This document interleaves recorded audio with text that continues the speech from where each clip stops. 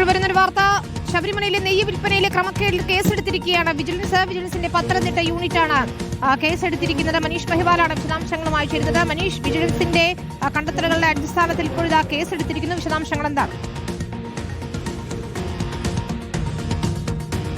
വിനീത, നെയ്യഭിഷേകത്തിന് അവസരം ലഭിക്കാത്ത ഭക്തരാണ് ഈ ആടിയ ശിഷ്ട നെയ്യ് വാങ്ങിക്കുന്നത്. പാക്കറ്റുകളാണ് 100 മില്ലി ലിറ്റർ എന്ന നിലയിലാണ് വിൽപ്പന നടത്തുന്നത്. വലിയ ശബരിമലയിലെ തന്നെ ഏറ്റവും വലിയ വരുമാനത്തിന്റെ സ്രോതസ്സാണ് ഈ നെയ്യ് വിൽപ്പന. ആ നെയ്യ് വിൽപ്പനയിൽ വലിയ രീതിയിൽ ക്രമക്കേടുണ്ടെന്ന് കണ്ടെത്തിയത് ദേവസ്വം ബെഞ്ചാണ്. അതിന് അന്വേഷണം നടത്താൻ വിജിലൻസിനോട് ആവശ്യപ്പെടുകയും പത്തനംതിട്ട യൂണിറ്റ് അന്വേഷണം നടത്തുകയും അന്വേഷണത്തിൽ ആദ്യഘട്ടത്തിൽ 13,000 പാക്കറ്റുകൾ വിറ്റതിൽ ക്രമക്കേടുണ്ട് എന്ന് കണ്ടെത്തിയതിന്റെ അടിസ്ഥാനത്തിൽ 13 ലക്ഷത്തിന്റെ ക്രമക്കേടാണ് ആദ്യം കണ്ടെത്തിയത്. പക്ഷേ അതിന്റെ അടിസ്ഥാനത്തിൽ അതിന്റെ ചുമതലപ്പെട്ട ഉദ്യോഗസ്ഥരുടെ സുനിൽകുമാർ പോറ്റിയെ അന്വേഷണവുമായി സസ്പെൻഡ് ചെയ്തു. വീണ്ടും നടത്തിയ അന്വേഷണത്തിൽ ഇപ്പോൾ കേസെടുത്തിരിക്കുന്നു. അപ്പോഴിതാ 35 ലക്ഷം രൂപയുടെ ക്രമക്കേട് ഈ മണ്ഡല മാസത്തിൽ നടന്നുകൊണ്ട് അതിൽ 23 ലക്ഷം രൂപയുടെ ക്രമക്കേട് നടന്നത് കഴിഞ്ഞ 25 ഡിസംബർ മുതൽ ഈ വർഷം 22 വരെ ഏകദേശം 33 ലക്ഷം രൂപയുടെ ക്രമക്കേട് നടന്നതായിട്ടാണ് വിജിലൻസ് കണ്ടെത്തിയിട്ടുള്ള റിപ്പോർട്ട് അടുത്ത ദിവസം തന്നെ ഹൈക്കോടതിയിൽ സമർപ്പിക്കും. വിജിലൻസ് ഇപ്പോൾ കേസെടുത്തിരിക്കുന്നെന്നാണ്. തുടർന്നുള്ള നീക്കങ്ങളും നിർണായകമാകും. മനീഷ് മഹിവാലാണ് വിശദാംശങ്ങൾ നൽകിയത്.